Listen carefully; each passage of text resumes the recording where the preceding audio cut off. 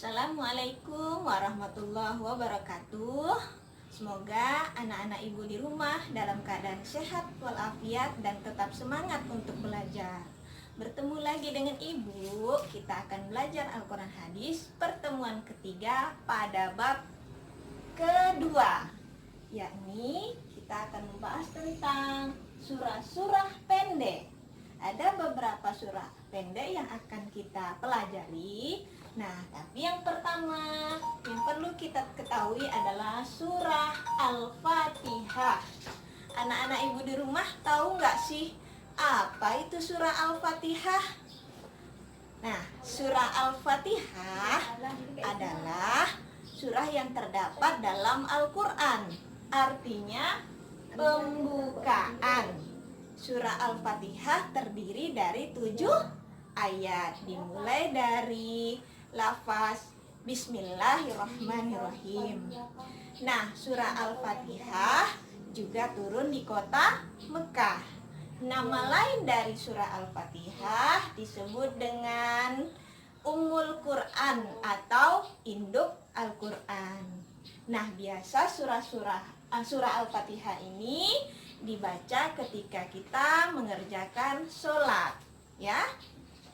Yuk kita baca surah Al-Fatihah, dimulai dari Bismillah ya. Anak-anak ibu di rumah bisa ikuti ibu. Jika tulisan ibu kurang jelas, anak-anak bisa buka buku paket di halaman 19. Ikuti ibu ya. Bismillahirrahmanirrahim. Artinya, dengan menyebut nama Allah yang Maha Pengasih lagi Maha Penyayang. Nah, Allah itu Maha Pengasih lagi Maha Penyayang. Kasih sayangnya tidak terbilang. Kemudian Allah juga tidak pernah pilih kasih terhadap sesama makhluknya. Ayat kedua, Alhamdulillahi Rabbil Alamin. Artinya, segala puji bagi Allah, Tuhan semesta alam. Allah menciptakan seluruh isi alam ini. Nah, penuh dengan kenikmatannya. Maka sudah kewajiban kita untuk senantiasa bersyukur dan memuji keesaan Allah dengan mengucapkan Alhamdulillahirabbil alamin. Contohnya, Allah memberikan kita kesehatan. Nah, sudah seharusnya kita untuk mengucapkan Alhamdulillah.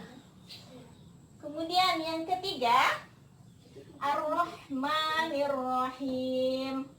Maha Pemurah lagi Maha Penyayang.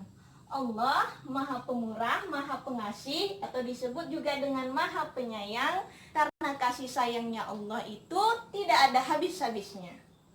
Selanjutnya, ayat keempat, Maliki Yaumiddin, yang menguasai di hari pembalasan. Nah, apapun yang kita lakukan di dunia ini, baik perbuatan baik, perbuatan buruk, kebaikan yang kecil, kebaikan yang besar, akan dibalas Allah nanti di hari akhir. Jika kita melakukan kebaikan, maka Allah balas juga dengan kebaikan. Jika kita melakukan kejahatan, maka Allah balas juga nanti dengan kejahatan di hari kiamat.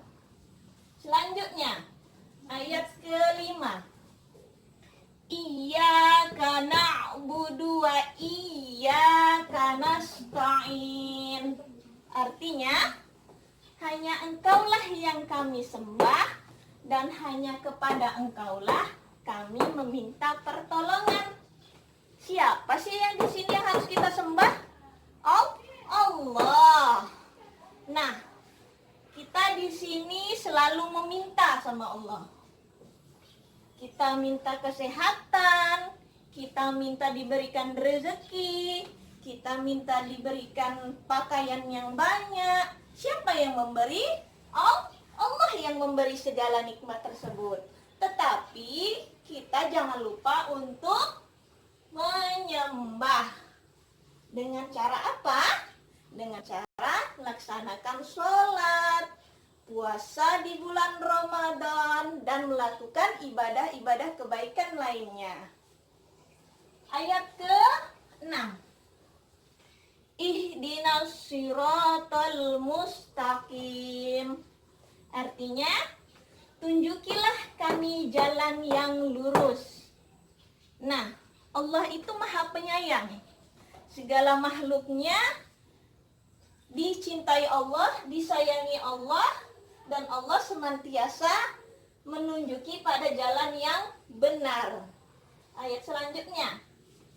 Siratal ladzina an'amta 'alaihim ghairil maghdubi 'alaihim waladdallin.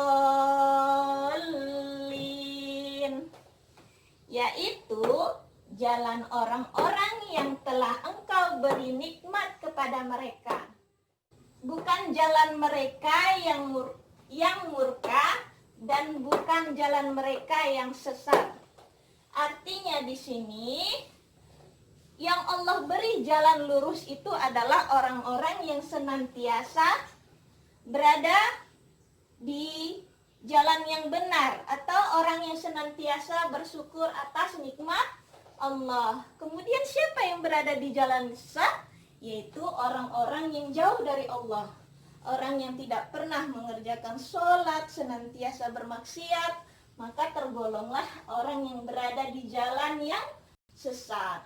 Nah, jadi kandungan surah Al-Fatihah ini mengajarkan kita untuk senantiasa bersyukur kepada Allah, kemudian senantiasa memuji segala kekuasaan yang diciptakan Allah.